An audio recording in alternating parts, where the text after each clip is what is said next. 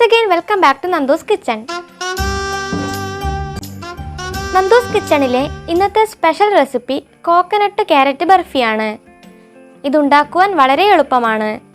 ഇതെങ്ങനെയാണ് ഉണ്ടാക്കുന്നത് എന്ന് നോക്കാം. 3 ഇൻഗ്രീഡിയൻസ് ആണ് പ്രധാനമായും വേണ്ടത്. അതിൽ ഒന്നാമത്തേത് തേങ്ങയാണ്. 200 ഗ്രാം തേങ്ങയാണ് ഞാൻ ചിരവിയെടുത്തത്. ഇതൊരു മിക്സിയിലിട്ട് ഒതുക്കിയെടുക്കുകയാണ്. അധികം അരഞ്ഞു പോകാതെ ശ്രദ്ധിക്കണം.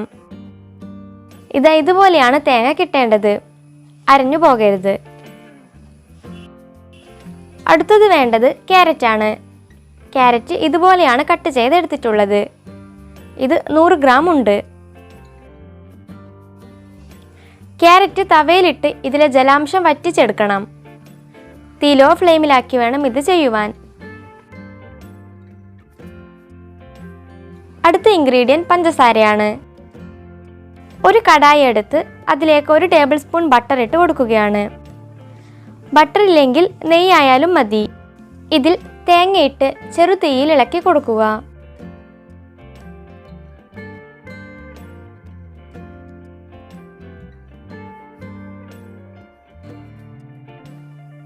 പഞ്ചസാര കൂടി ഇതിൽ ചേർത്ത് കൊടുക്കാം.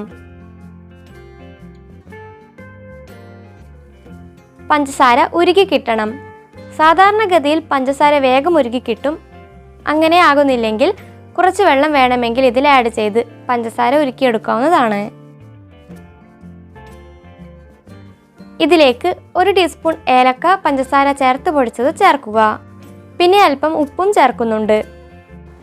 എല്ലാം ചേർത്ത് നന്നായി ഇളക്കി കൊടുക്കുക. ഈ സമയം ക്യാരറ്റ് ഇതിൽ ചേർക്കാവുന്നതാണ്. എല്ലാം ചേർത്ത് നന്നായി ഇളക്കി കൊടുക്കുക.